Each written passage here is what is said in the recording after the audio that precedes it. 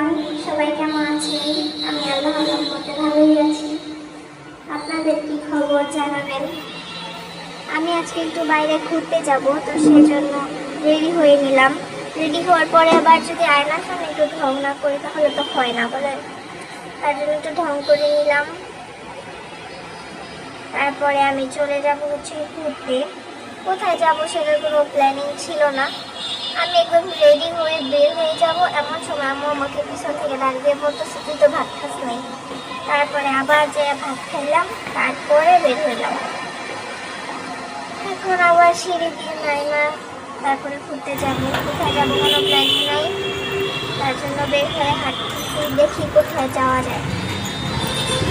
তারপরে অনেকক্ষণ ঘুরে ফিরা চিন্তা করলাম যে একটু ট্রেন লাইনের ওই দিকে হাইটে আসি।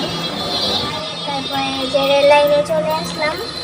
এখন একটু হাঁটাহাঁটি করে একটু ভিডিও করলাম, তারপরে বাসার দিকে চলে যাব। আসলে রেল লাইনে হাঁটার মজাই অন্যরকম। এটা হচ্ছে শহীদ বরকত স্টেডিয়াম। এটা গাজীপুরের সবচেয়ে বড় স্টেডিয়াম। আর এটা হচ্ছে রাজবাড়ি শহীদ মিনারের পাশে। এখানে অনেক চটপটি ফুচকা পাওয়া যায়।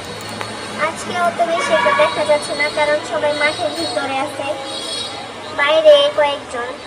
অন্য সময় বাইরেই বেশি থাকে, মাঝে মাঝে ওরা মাঠের ভিতরে স্টলটা নিয়ে যায়। তো আমি যাচ্ছি, ফোনটা প্রচুর কাঁপে হাঁটার সময়। তো আপনাদের সাপোর্ট পাইলে, আমি যদি মনিটাইজেশন পাই তাহলে একটা নতুন ফোন কিনবো। সবাই আমার জন্য দোয়া করবেন। এইখানে হচ্ছে রাজবাড়ির কেন্দ্রীয় শহীদ মিনার। এটা হচ্ছে অনেক বড়, ফোনে অতটা বোঝা না গেলেও এটা বাস্তবে কিন্তু অনেকটুকু বড়। এটা মনে হয় কাজী আজিমউদ্দিন কলেজের স্টুডেন্টরা তৈরি করছে, আমি সঠিক জানি না। এই শহীদ মিনারের কারণে এটাকে রাজবাড়ি শহীদ মিনার বলা হয়। আকাশটা দেখছেন কত সুন্দর, আমার আকাশটা অনেক বেশি ভালো লাগে। আমি যেখানে যাই আকাশের ছবি তুলি, নয়তো ভিডিও করি। এটা হচ্ছে গাজীপুর আইডিয়াল কলেজ, আর এই পাশেটা হচ্ছে কাজী আজিমউদ্দিন কলেজ। তারপরে আমরা রাজবাড়ি থেকে ঝালমুড়ি খাইলাম। ঝালমুড়ি আনতে অনেক ভালো করে ঝালমুড়ি বানিয়েছিল, কিন্তু লবণটা একটু বেশি হয়ে গেছিল। লবণও বেশি হয়েছিল, তারপরে মরিচও অনেক বেশি দিয়েছিল। যাই হোক, এত কিছু খুব বানার দরকার নেই, এমনিতে মজাই লাগছে।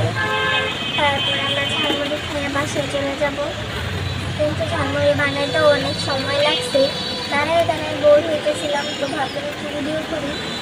তো ভিডিও করার সময় আমরা ঝালমুড়ি বানাইতে 1 মিনিট সময় লাগছে, আমি একদম হিসাব করে রাখছি। তারপরে ঝালমুড়ি খেয়ে আসার সময় দেখলাম জয়পুর মিনা বাজারের আউটলেট তৈরি হয়েছে।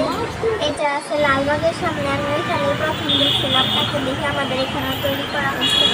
আমি আসলে লাস্ট বের হয়েছিলাম ঈদের দিন, তারপর থেকে আমি ঘুরতে বের হওয়া হয় না। তার জন্য আমি জানি না কোথায় কী হইতেছে না হইতেছে। তো বাসের কাছেই চলে আসলাম, এখন বাসায় চলে যাব। আস্তে আস্তে কীভাবে রাত হয়ে গেল আমি নিজেও টের পাইলাম না। গেছিলাম বিকালবেলা, ভাবছি সন্ধ্যা হওয়ার আগে বাসায় চলে আসবো, কিন্তু দেখি আস্তে আস্তে একদম রাত হয়ে গেছে। তারপরে চলে যাচ্ছে মেয়ে বাসায়।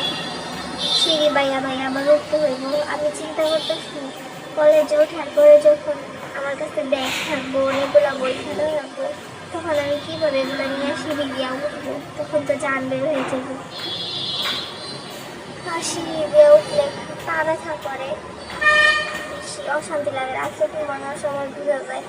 তো বাসায় চলে আসলাম আমি। সবাই দোয়া করবেন। আল্লাহ হাফেজ।